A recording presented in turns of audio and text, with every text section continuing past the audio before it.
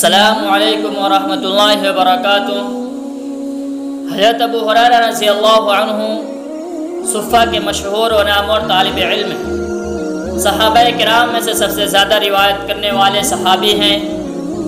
حدیث کے کتابوں میں تقریباً آپ سے 5374 روایات مروی ہیں۔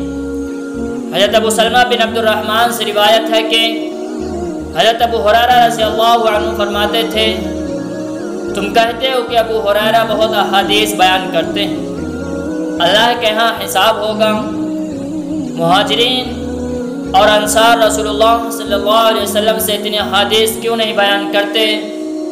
اس سوال کا جواب یہ ہے کہ میرے مہاجر بھائی بازار میں تجارت میں مشغول رہتے اور میرے انصاری بھائی باغات وغیرہ میں مصروف رہتے۔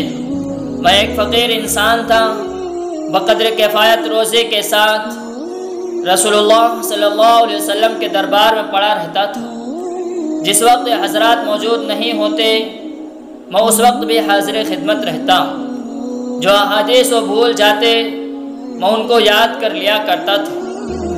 ایک دن رسول اللہ صلی اللہ علیہ وسلم نے فرمایا، جب تک میں اس مجلس میں گفتگو کروں اس وقت تک تم میں سے جو شخص چادر پھیلائے رکھے گا پھر اس کو اپنے سینے سے لگا لے گا، وہ کبھی ان احادیث کو نہیں بھولے گا۔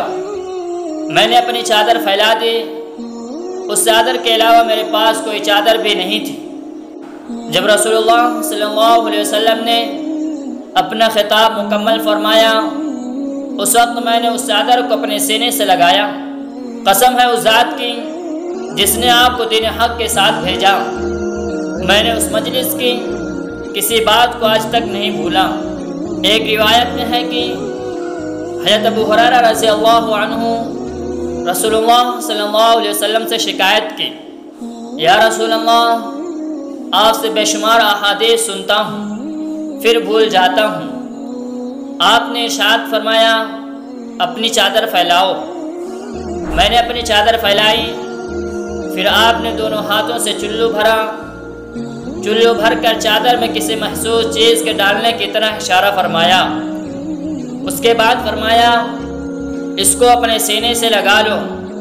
میں نے ایسا ہی کیا، اس کے بعد سے کبھی کوئی حدیث میں نے نہیں بھولی۔